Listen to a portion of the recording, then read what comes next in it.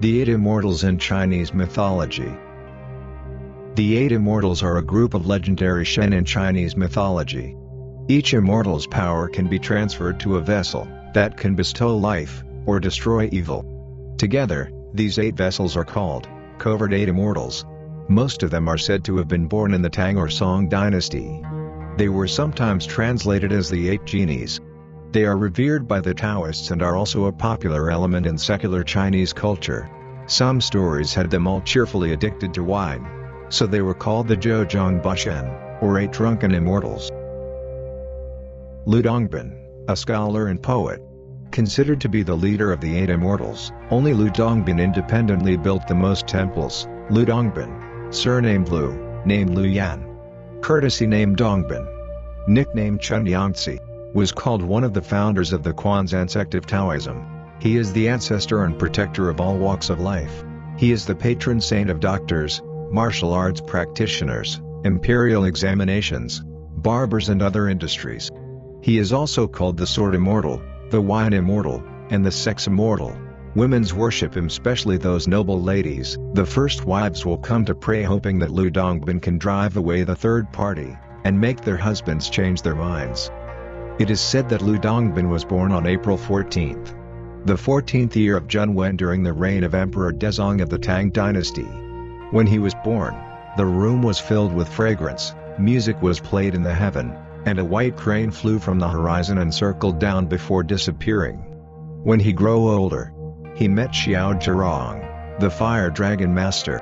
Xiao Zhirong was good at controlling flames and could melt gold and iron. The most peculiar thing was that he could treat all kinds of diseases with his flame. He gave a sword to Dongbin that has 3 world-shattering effects. One of them can cut off people's worries.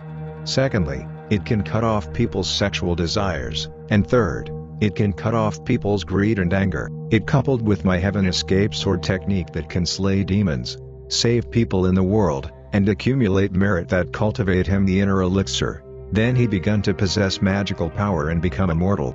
One day, after coming down the mountain, Dongbin saw a beautiful woman hanging herself in the forest. He hurried forward and cut off the hanging rope with his sword, saving the beautiful woman. From the beautiful woman's sobbing words Dongbin learned. It turned out that the beautiful woman and her husband were very much in love with each other, but unexpectedly, a third party intervened and abducted the husband's heart. When Dongbin saw this, he wanted to test the power of the swords. He threw the sword into the air, and used it to cut off the husband's extra love. The husband really changed his mind and stopped cheating on her. Therefore, the legend that Dongbin is the patron saint of family love remains. Xingqiu is a Chinese mythological figure, and one of the 8 immortals in the Taoist Pantheon, the only female immortal among the 8 immortals. Her image is mostly that of a female fairy holding a lotus in one hand. She can bring about timely rain and bring prosperity to the world. So people call her the Lotus Fairy. Her lotus flower improves one's health, mental and physical. Many people in various places celebrate her birthday on the 10th day of April. She is a kind-hearted, abstains from killing and releases animals, eats vegetarian food and does good deeds. Often helps the poor and accumulates many negative virtues. She had the ability to foresee good and bad omens. She could predict the future, knows people's misfortunes and blessings, and often flies to Luofu Mountain to visit immortals. One day during the Jinglong era, 707 to 710 CE, in the reign of Emperor Thongzong of the Tang dynasty, she ascended to heaven in broad daylight and became an immortal. Cajio, literally imperial brother-in-law Cao, related to a Song dynasty emperor before he became an immortal. His real name was Cao, while his courtesy name was Xingqiu, and he was better known to his contemporaries as Cao Xingqiu. Cao is often depicted dressed in official robes and holding a jade tablet or paban, clapper. He is also regarded as the patron deity of acting and theater. He is a kind person as he used his family fortune to help the poor. He is known for his sense of justice and his ability to detect corrupt officials. Cajio's stories emphasize the importance of moral integrity and standing up for what is right. One day, his brother was accused by other officials in the imperial court of corruption and abuse of power. Cajio felt so ashamed and disappointed by his brother's misconduct that he gave up his official career and went to the countryside to lead a reclusive life. During this time, he met the Immortals Zhongli and Lu Dongbin. After many years of practice and cultivation, he himself also became an immortal. Li Tiguai. He is recognizable by his iron crutch and gourd-shaped beggar's flask. Despite his haggard appearance, he possesses immense strength and wisdom. He is often associated with healing and is revered as a protector of the sick and the suffering. He is depicted as an emaciated man who walks with the assistance of his cane, as tradition dictates that he descended from the realm of the immortals, by entering the body of a deceased handicapped man. He is said to be a provider of medicine, which he carries in the gourd. He is said to have renounced material comforts, and led a life of self-discipline as an act of religious devotion for 40 years. Before becoming an immortal, it was previously stated that he was a very handsome man. However, on one occasion, his spirit traveled to heaven to meet other immortals.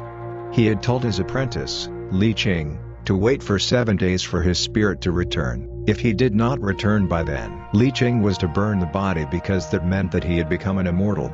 But after 6.5 days, the apprentice had to go home to see his sick mother one last time before she died. Li Qing thus cremated Li Tiguai's body.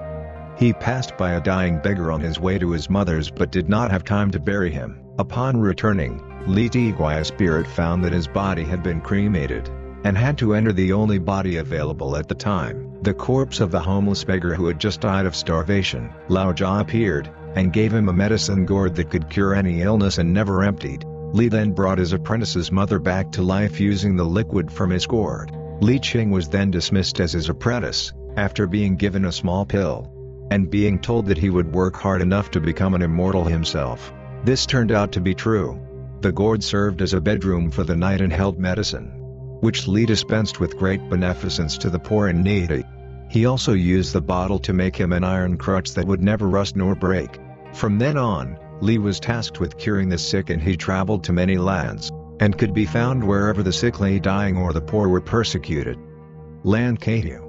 A gender is fluid and often depicted as both male and female.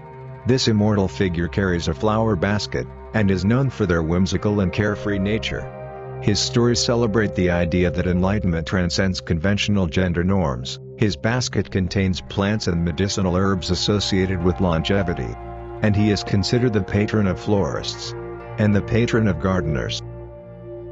Hangxi. Hangxi studied Taoist magical arts under the tutelage of Lu Dongbin. He is often depicted carrying a Chinese flute, so he is also regarded as the patron deity of flutists. He is also believed to be the composer of the Taoist musical piece Tian Hua Yin. He is celebrated for his musical talents and his ability to conjure fragrant flowers.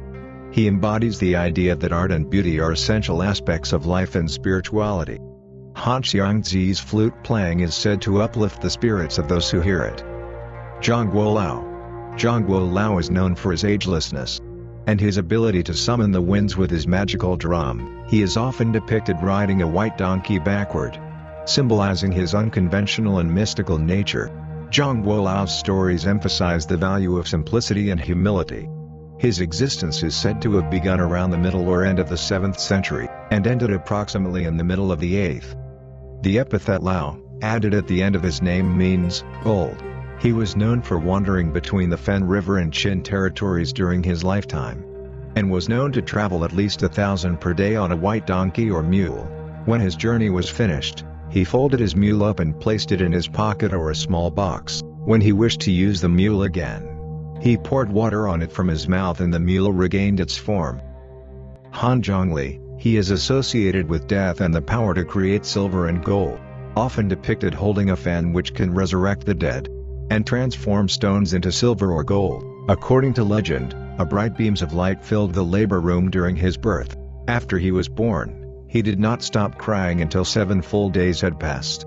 He was destined for greatness from the day he was born by showing features, such as a broad forehead, thick ears, long eyebrows, deep eyes, red nose, square mouth, high cheeks and scarlet lips.